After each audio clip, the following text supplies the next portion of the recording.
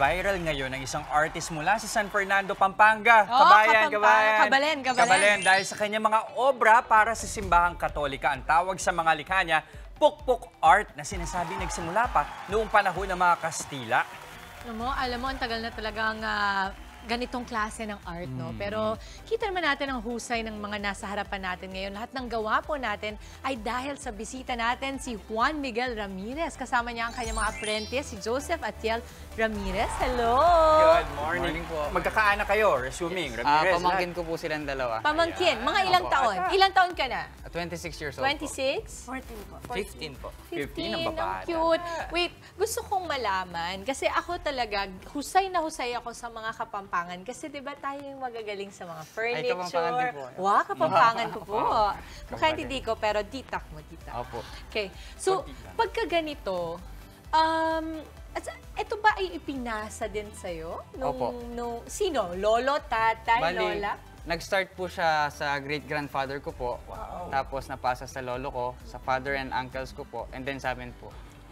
For generation po kami. Pero ito ba, pag sinabing pukpuk, talagang dedicated doon sa mga santo? O pwede rin na ang pukpuk art applicable din sa hindi lang religious? Actually, nung unang panahon, ginagamit po siya for jewelries and accessories po. Kaya yung unang term po sa Repose is silversmithing. Silversmith. Ito, para sa puon ba to? Or pwede rin to sa mga Sa beauty pageant queen? po. Sa pageant! I-try ko. Opo. Yung design po nagamit po siya sa Lakanat-Mutya ng Giginto, Bulacan. Opo. Yan po yung design niya. Apakaganda! Totoo. Pero ano ba ang kakaiba sa pukpuk art kumpara doon sa ibang art ng paghubog din ng mga metal? Bali, ito po nakafocus siya sa details and design. Oo. Yung ibang pukpuk arts po nakafocus din sa shape, tulad po ng mga mangkok, mga pitchel, mga baso, utensils, and So, everything po. hindi lang siya pang religious items. Opo, hindi lang po siya. Pero ikaw, may shop ka na? May workshop ka? Opo. Okay. Tell us more about yung pag-viral nung iyong mga items. Bali, nag-start po siya dun sa ginawan ko po ng token si Mr. Jose Marichan. Okay. Nagka-event po sa Pampanga sa Christmas season. And then, since then po, ang dami na po nag-interview and nag-research po Anong tungkol klaseng token? Bali, yung gift of token po, parang nagre-represent siya kay Mr. Jose Marichan na tinatanggap siya ng San Fernando, Pampanga as part of the Christmas tradition. Alam mo, natutuwa ako kasi, dito, tuturuan niya tayo. Yes. Natutuwa ako kasi dito, meron tayong dala dito. Makikita mo may molde siya. Opo. With the Ganito apprentice ba para yung mga bata? usually molde niya? Kayo bang magtuturo? Tingnan ko nga. Sige. Paano ba ang dapat gawin natin dyan? Bali, ito po naka-emboss na siya. Yung tawag po namin is molding. Naka-prepare na po siya for detailing. So, yung gagawin po natin, gagamit tayo ng mas matulis na chisel para Dito na lalagyan. papasok yung pukpuk na part. Bali, napukpok na po siya. Napukpok na. Tapos, dadagdagan po siya ng pukpok details. Tulad po nito, lalagyan po siya ng detail na i-outline po yung bulaklak.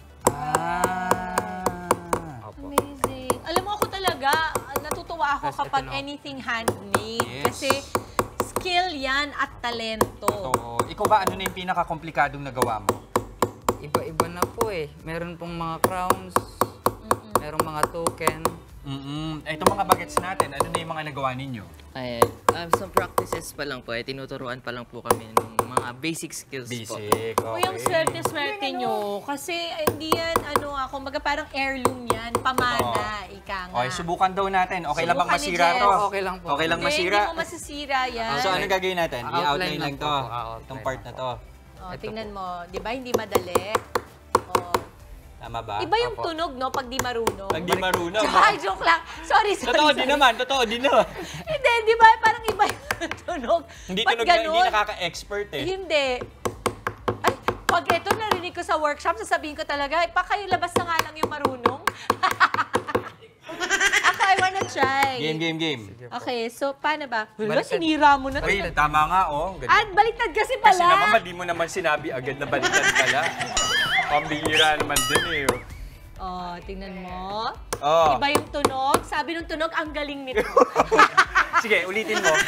Ulitin mo. Eh kasi Parang di naman. Kasi dugong Kapampangan ako, kaya ganon. Oo. Saan kayo? Tagano ka rin mo sa Pampanga? Kengke pong San Fernando. Bali, San makabisa Fernando. po yung shop Keng Kalulot, San Fernando, Pampanga. Ang galing. Okay. Ang galing. alam mo, tuwan-tuwa ako talaga. Itong mga ganito, saan to nilalagay? Sa mga candle holders po. Candle holders. holders. Gano'ng katagal yung ganyan? Ang komplikado, ang detalye. Minsan po katagal maghapon. Maghapon lang, grabe. Pag mahusay talaga, hindi kinakailangan na ano eh. O tingnan mo, grabe ang detalye. Ako talaga, I'm so excited. Kung gusto naming magpagawa, at marami sa mga kapatid natin ang mahilig talaga. Opo, thank you At saka ito, kakaiba, unique. Pwedeng-pwede mong ipalagay sa bahay mo at magiging conversation piece siya. Hindi siya kadalasang nakikita at handmade by skilled artisans ng Pampanga. Sir, saan namin kayo pwedeng makita? Paano makontak? Saan po? Ayan, dito tayo. Saan ka namin pwedeng makontak? Ibitahan mo yung mga Ayan. Bali, meron po akong Facebook page na A. Ramirez Arts and Crafts. Tapos, yung personal account ko po, yung Juan Miguel Azares Ramirez. Amazing. Again, thank you very much sa inyo mga kapatid, mga kapampangan natin. Napakatalento, iba talaga. Husay. Mga kapatid, Dimples Romana po, kumpletuhin ang inyong umaga ng mga kwentong puno ng inspirasyon. Salubungin po ang bawat araw ng may ngiti at pag-asa. Kaya't mag-subscribe na po at mag-follow na sa aming social media pages ng News 5.